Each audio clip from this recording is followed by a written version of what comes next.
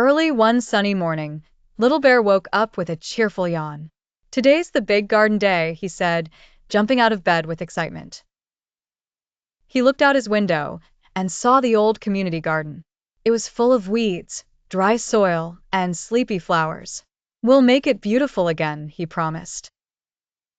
Little Bear packed his gardening tools, a tiny shovel, a watering can, and a straw hat that was a little too big for his head. At the garden, all his friends were waiting. Bunny with a basket of seeds, Fox with a rake, and Squirrel with a wheelbarrow. "Let's make this garden shine," said Little Bear. Everyone clapped their paws and tails in agreement. First, they started pulling out weeds. Bunny tugged one that was so big she fell backward into a pile of leaves. Everyone giggled.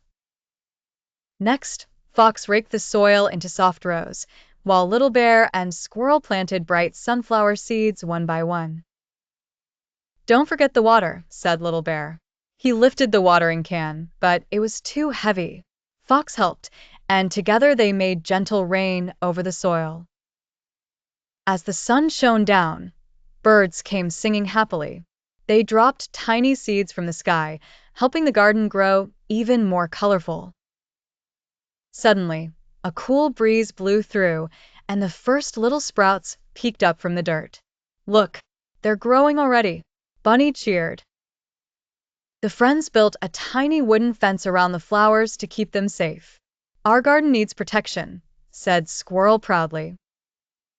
Then came painting time. Fox brought buckets of bright colors and everyone painted signs. Asterisk, carrots, sunflowers, strawberries. Asterisk. By noon, the garden was full of life, buzzing bees, fluttering butterflies, and happy animal friends working side by side. They all sat down for a picnic under a shady tree.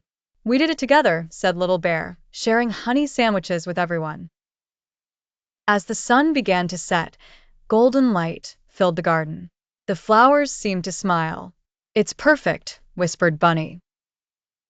Little Bear looked around proudly. "When we work together, we make magic happen," he said. And from that day on, the community garden stayed bright, happy, and full of love.